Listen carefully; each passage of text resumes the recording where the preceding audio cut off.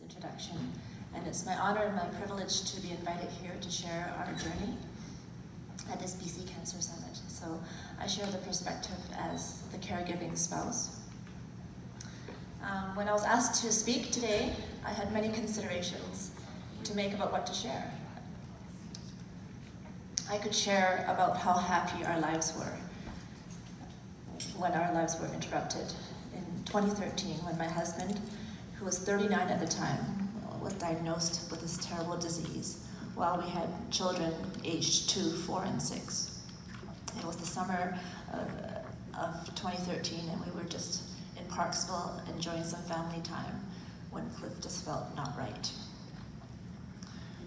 I could share about the grief and the anxiety and numbness I felt at every stage of his cancer diagnosis, receiving devastating upon devastating news one could ever receive as a young wife and mother. I could even share about how humanly impossible it felt to walk courageously while witnessing my life partner weaken, suffer, and face his last days. So yes, these are very real emotions that I felt during Cliff's 4-year battle with late-stage testicular cancer and subsequent brain injury. But instead this morning, I would like to share about the gift that Cliff imparted to us while living out his 4 bonus years. This gift is the increased awareness of the present day and facing adversity with great hope. We felt hope with every treatment that was offered by the BC Cancer, and we felt hope as our community gathered around us to support us and to pray for us. We were inspired by Cliff's hopeful attitude, which was one of true joy and peace because of his deep faith. Cliff was diagnosed with stage 3 testicular cancer with a poor prognosis, which metastasized to his lungs and his brain. He shared of his own medical journey, which he wrote shortly before he passed away. So I'll just read from this quote. "I was supposed to die 4 years ago. The oncologist estimated if I had not started chemo at the time I did, I would have had only 48 hours to live. Such was the tumor load in my lungs. Then I experienced a massive brain hemorrhage during treatment, from which I should have died. The doctors had actually drawn the curtains and summoned the social worker for my wife and sister. Last year, my cancer relapsed, and I underwent another brain operation to remove another tumor from the brain. In total, I have had 2 brain surgeries, 6 rounds of conventional chemo, 2 rounds of high-dose chemo with stem cell transplants, and 20 rounds of radiation. It has been a long journey with countless hours in the hospital. I have been living with brain injury and have lost half my visual field. I have been shown mercy upon mercy and was given more time to prepare my family before being called home," unquote. Personally, the emotional roller coaster of supporting Cliff and raising our 3 young children and facing the possibility of a bleak future could have absolutely robbed my joy and my sanity.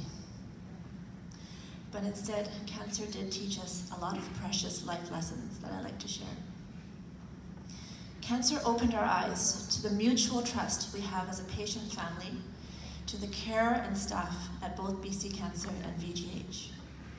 We were treated with dignity, with great compassion, consideration, and skill by our medical team, headed by Dr. Bernie Eichel.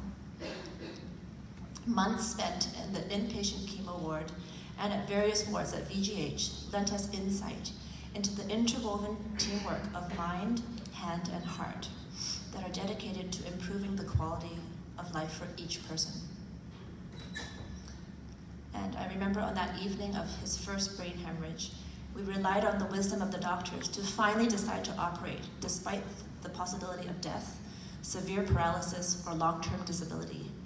Dr. Toyota skillfully and miraculously removed his hematoma and told me after the surgery that against the odds, Cliff would be able to return to baseline. And indeed, just hours after surgery, Cliff was joking with the nurses and telling them that brain surgery is no fun. And in the days after, he also baffled the doctors because he showed off by doing squats and lifting both of his hands up very high. Cancer taught us to exercise our faith in God. It was a faith that we professed, but it was so hard to live out. It taught us as a family how to embrace life when life didn't really seem so joyful. Cancer opened our eyes to the gift of the present. Nothing in life can remind us of the value of each day until we recognize that we don't have much control over the number of days we have left on earth. As Cliff fought his battle, he inspired us to love and live intentionally. He had this quote that he loved to tell his friends, so I'll quote this as well. He said, "We can't live in the past. We can't live in the future. Only in the present, which is a gift. That's why it's called the present." That's my husband. Cancer and illness opened my eyes to the compassion, generosity, and selfless love by our community, which included our medical team, our family, and our friends. Together, they all contributed to our family's mental, emotional, and spiritual well-being. His medical treatment options heavily weighed on what would give him the best quality of his remaining days. Self-care became our priority through maintaining a healthy balance of living life and continuing to build our passions. As a concert pianist, I continued to play and perform on a limited basis, and Cliff was most often seen with his guitar in his hand, singing his favorite songs and hymns. So music was an outlet for us to express our hearts. After he passed away, I was encouraged by his attitude to continue living my life with joy. So I poured my heart into my music, and as Dr. Eigel shared, last year I organized the Recital of Hope to benefit testicular cancer research. As I'm standing here by the piano, it's obvious I'll be performing this morning. I'll perform two works by Frédéric Chopin that walk through very different emotional palettes. The first, the C minor Nocturne, is one of Chopin's greatest emotional works.